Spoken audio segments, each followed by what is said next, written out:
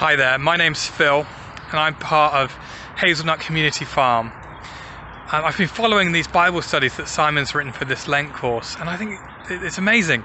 I particularly love these passages that we've read today from Revelation. These are some of my favourite verses in the whole Bible. I absolutely love thinking about the new heaven and the new earth and how God is going to recreate everything perfectly.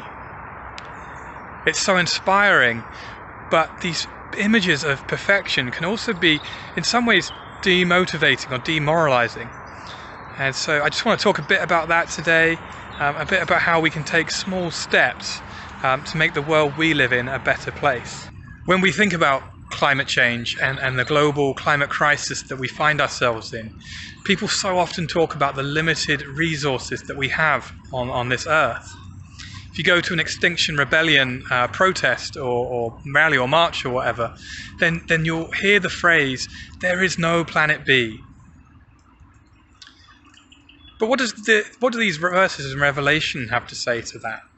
Do they agree with that, or do they disagree with that? I mean, on the face of it, a new Earth sounds an awful lot like a planet B. But when we read Scripture, we have to think of it as a whole. And these verses in Revelation 22 have loads of symbolism about the Garden of Eden that refer us back to the start of creation. And what we learn is that God's good creation begins and ends with a tree.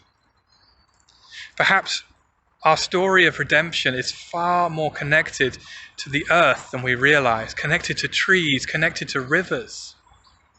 When Jesus taught his disciples how to pray, he told them to pray for your kingdom to come and your will to be done on earth as in heaven.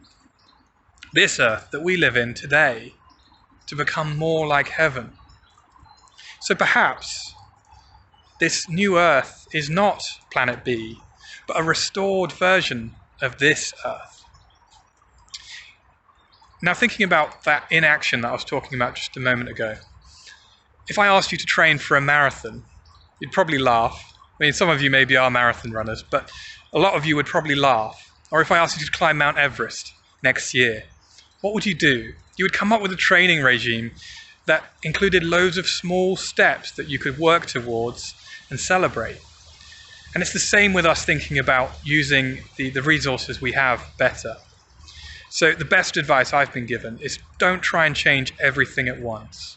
My wife and I are going around our house room by room, section by section, and just trying to change that one thing.